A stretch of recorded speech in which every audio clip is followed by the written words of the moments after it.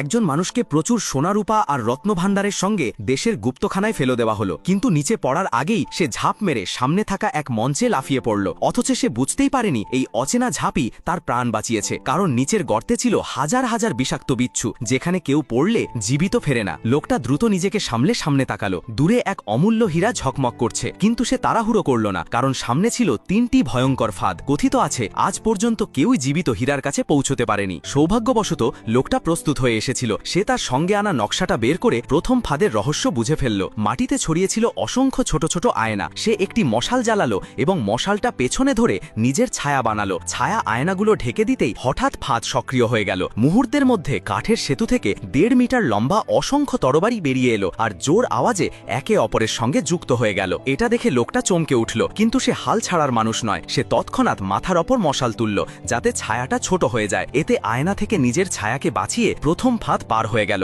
কাজটা সহজ হওয়ায় সে কিছুটা অসতর্ক হয়ে পড়ল। দ্বিতীয় ফাঁদে মাটিতে গোল গোল ঘের ছিল। সে ভেবেছিল শুধু এই ঘের এড়িয়ে গেলেই হবে, কিন্তু হঠাৎ পেছনের ঘের ধসে নামতে শুরু করলো। এরই মধ্যে দেরি হয়ে গেছে। দুই পাশে থাকা মূর্তিগুলো ঘুরে গিয়ে তার ওপর আঘাত করতে শুরু করলো। লোকটা চটপটে ভাবে নিজেকে বাঁচালো এবং শেষ মুহূর্তে লম্বা লাফ মেরে দ্বিতীয় ফাঁদের শেষ প্রান্তে পৌঁছালো। ঠিক বের হওয়ার মুহূর্তে দুটো ধারালো তরবারি তার গলার পাশ দিয়ে শো শো করে চলে গেল। সামান্য ভুল হলেই তার মাথা কেটে যেত। এবার সে হীরাটাকে একেবারে কাছে দেখে খুশি হলো, কিন্তু সঙ্গে সঙ্গেই ভয় পেয়ে গেল, কারণ নকশায় তৃতীয় ফাঁদের কোনো উল্লেখ নেই। তবুও খাজানা এত কাছে দেখে সে ঝুঁকি নেওয়ার সিদ্ধান্ত নিল। তৃতীয় পায়ে পা দিতেই কাঠের সেতু একে একে নিচে ভেঙে পড়তে লাগলো। আর কোনো উপায় না দেখে সে প্রাণপণে দৌড়াতে লাগলো। শেষ প্রান্তে পৌঁছে এক লম্বা লাফ মেরে হীরাটাকে ধরে ফেলল এবং নিচে গুপ্তধনের ওপর পড়ে গেল। নিচে পড়তেই সব বিচ্ছু তার দিকে ছুটে এলো, কিন্তু হীরার উজ্জ্বল আলোয় তারা আতঙ্কে ভয় পেয়ে পালিয়ে গেল।